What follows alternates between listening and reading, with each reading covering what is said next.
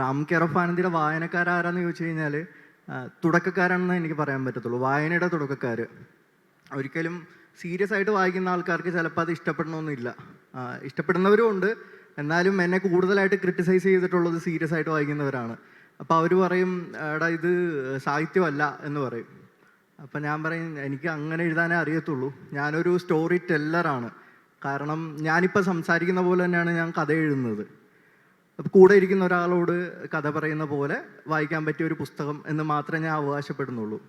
പിന്നെ രണ്ടാമത്തെ കാര്യം എന്ന് പറയുന്നത്, നമ്മളിപ്പോൾ എന്തെങ്കിലും ഇപ്പോൾ വേറെ ആരെങ്കിലും അനുകരിക്കാനായിട്ട് നമ്മൾ എഴുതി വെച്ചിട്ട് കാര്യമില്ല. നമ്മൾ അനുകരണമായി പോവും. അപ്പോൾ പണ്ട് തൊട്ട് തന്നെ ഞാൻ കഥ പറഞ്ഞ് ശീലിച്ചുകൊണ്ട് തന്നെ ആ രീതിയിൽ തന്നെ എഴുതി നോക്കി.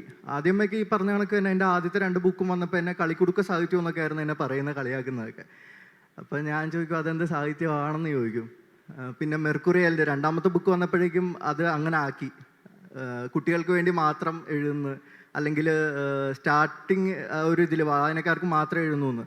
അപ്പോൾ എനിക്ക് ചോദിച്ചു, ഒരു ക്വസ്റ്റ്യൻ ഉണ്ട്, നിനക്ക് റിയൽ ലൈഫ് എഴുതാൻ പറ്റുമോ, പച്ചയായ കഥാപാത്രങ്ങൾ എഴുതാൻ പറ്റുമോ, ഈ ഫാൻറ്റസിയും ഹൊററും പ്രേതങ്ങളെ പറ്റിയൊക്കെ അല്ലേ എഴുതാൻ പറ്റത്തുള്ളൂ എന്ന് ചോദിച്ചു.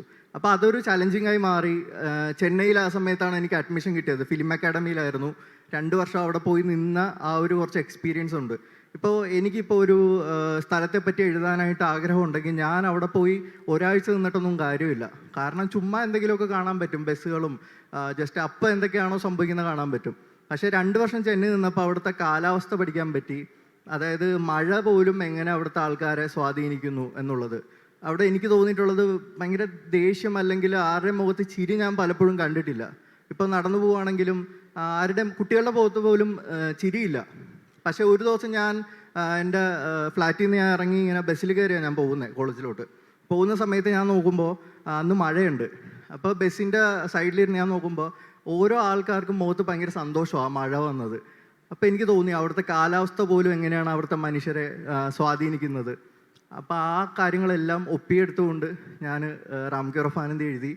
ഇത് ഇറക്കുമ്പോൾ എനിക്കറിയത്തില്ല, ഒരു 5 എഡിഷൻ 6 എഡിഷൻ മാക്സിമം 10 എഡിഷൻ, അതിനപ്പുറം ഇത് പയ്യെ അങ്ങ് പോകുമെന്നാണ് വിചാരിച്ചത്. പക്ഷേ എന്തോ ഒരു ഭാഗ്യമോ അല്ലെങ്കിൽ ഈ പറഞ്ഞ കണക്ക് വായനയിലേക്ക് വരാൻ ആഗ്രഹിച്ചിരുന്ന കുറേ ആൾക്കാർക്കൊരു സ്റ്റാർട്ടറായിട്ട് കിട്ടിയ പോലെ അതുകൊണ്ട് ആൾക്കാർ ആഘോഷിച്ചു. അതിനപ്പുറം വേറെ ഒന്നും തന്നെ ടാർഗറ്റ് ചെയ്തിട്ട് എഴുതിയ ഒരു നോവലല്ല റാം കെയർ ഓഫ് ആനന്ദി.